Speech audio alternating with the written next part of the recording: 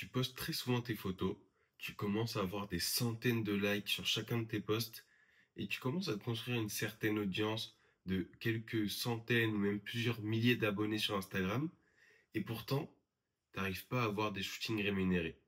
Et pendant ce temps-là, tu vois d'autres photographes qui ont 400 abonnés, quelques dizaines de likes sur leurs posts et pourtant, eux, ils arrivent à avoir énormément d'opportunités rémunérées en tant que photographe sans pourtant avoir une audience de la même taille que la tienne. Et tu comprends pas, tu te dis que pourtant, si tu as une plus grosse audience, tu devrais avoir plus d'opportunités qui te viennent.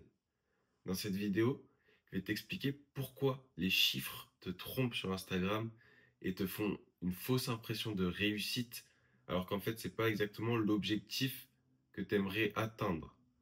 Et aussi, je vais t'expliquer du coup comment tu vas faire pour bien utiliser Instagram afin de ne plus chercher uniquement les chiffres, mais d'aller aussi chercher de la conversion en client pour des prestations et des shootings. Donc, premièrement, je vais t'expliquer pourquoi les chiffres sur Instagram sont un piège. En fait, Instagram, c'est quelque chose qui fonctionne avec un algorithme, quelque chose qui va voir si ton contenu plaît à l'audience, généralement, et du coup, il va plus ou moins mettre en avant ton contenu en fonction de s'il plaît plus ou moins à l'audience.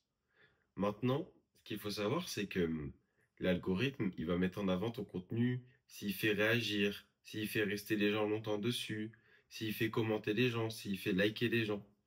Mais il va pas mettre en avant ton contenu si jamais il convertit des gens qui seraient intéressés par le fait de bosser avec toi.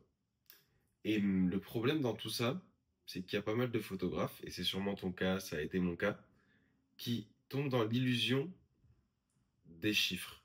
C'est-à-dire que quand tu commences à avoir un post qui fonctionne mieux que les autres, qui fait quelques dizaines de milliers d'impressions, quelques centaines de likes, etc., tu as l'impression que tu es en train de construire un business et que tu es en train de t'approcher de ton objectif qui est de vivre de ta passion. Sauf qu'en fait, ce que tu es en train de faire plutôt, c'est que tu es juste en train de construire une audience et de devenir un influenceur. Sauf que pour être un influenceur qui vit de son influence, faut avoir plusieurs dizaines de milliers d'abonnés. Et ce qu'on cherche, nous, c'est pas de devenir des influenceurs, c'est de devenir des entrepreneurs qui vivent de leurs prestations photos, de leur création d'images, etc. Et pour ça, pas du tout besoin de dizaines de milliers d'abonnés. Il y a juste besoin d'avoir quelques centaines de bons abonnés. Et c'est ça qui fait toute la différence. Parce qu'en tant que photographe professionnel, ce que tu vas en fait rechercher, c'est pas la validation de l'audience générale d'Instagram. Ce que tu vas chercher, c'est la conversion et c'est ce qu'on appelle la qualification. Quelqu'un qui est qualifié, c'est quelqu'un qui est très susceptible d'aller bosser avec toi. Par exemple, si tu bosses uniquement, je sais pas, avec les dresseurs de chiens, bah quelqu'un qui est qualifié, c'est un dresseur de chiens. Tu vas pas aller chercher tous les gens qui aiment bien les chiens, qui sont propriétaires de chiens, etc. Non, tu t'en fous.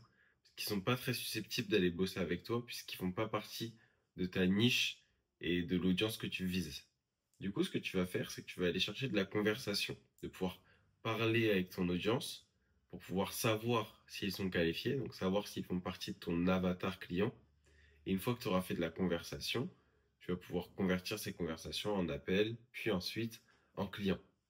Du coup, le but, ça va être d'avoir un contenu vraiment stratégique, des stories qui vont s'adresser pile poil à ton avatar client en utilisant les mots qu'il connaît, en utilisant tout son vocabulaire pour que ça résonne avec lui, en parlant de ses problèmes de communication, ses problèmes de photos, etc. Et tout ça, en fait, ça va être un contenu qui va être plus être un contenu à objectif viral uniquement, mais ça va être un contenu à objectif stratégique, à objectif de qualification. C'est-à-dire que tu vas pouvoir te permettre d'avoir quelques contenus viraux, bien sûr, c'est important une fois de temps en temps d'aller viser large, mais aussi parfois tu vas devoir faire des contenus dont le but est de faire que quelques dizaines ou quelques centaines de vues. Par exemple, si tu fais une vidéo où dans la vidéo tu dis bon écoute, si t'es dresseur de chiens et que tu vis à proximité de Clermont-Ferrand, je pense qu'on pourrait discuter ensemble de ta communication photographique, etc. T'es sûr que tu vas pas faire des centaines de milliers de vues, c'est impossible. Mais pourtant, en faisant ce contenu où tu proposes une discussion avec ton client idéal, tu vas voir que c'est là où tu vas en fait aller chercher de la conversion et aller réellement te rapprocher de tes objectifs. Donc vraiment, ce que je te recommande de faire, c'est d'oublier les likes, les vues, etc. Mais par contre, de penser conversion et de penser réaction. C'est-à-dire qui réagit à tes contenus et qui va engager des conversations avec toi. C'est ça qui compte réellement en fait.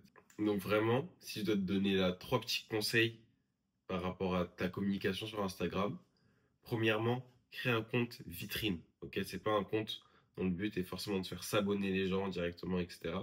Le but, c'est que ton compte soit comme un portfolio en ligne avec de la preuve sociale, des retours clients, une biographie où tu expliques qui tu es, pour qui tu bosses, ce que tu apportes aux gens avec qui tu bosses, et aussi un feed cohérent où il y a des photos qui ne concernent uniquement que ta niche. C'est très important parce que sinon les gens ils vont se perdre dans ton feed.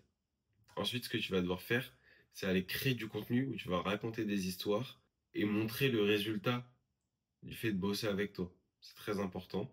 Et une fois de temps en temps dans ces contenus, il va falloir demander aux gens de venir interagir avec toi et d'ouvrir des conversations avec toi. Et à partir du moment où tu as des conversations avec les gens, il va falloir créer du lien avec ton audience à travers les conversations et les stories. Et une fois que tu as toutes ces conversations qui seront créées, tu vas aussi pouvoir les convertir en appels et les convertir en vente grâce à un bon closing. Donc vraiment, il faut que tu retiennes qu'il ne faut pas du tout délaisser Instagram, mais Instagram ne te doit rien. Tu dois bien l'utiliser comme un outil qui va aller dans ton sens. Et pas juste toi être l'outil d'Instagram et aller juste créer une audience inutile pour toi.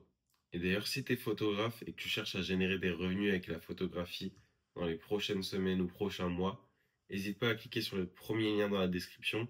Il y a une vidéo où je t'explique toute ma méthode qui va me permettre de te faire générer des revenus avec la photo dans les prochains mois. Donc n'hésite pas à cliquer, c'est 100% gratuit.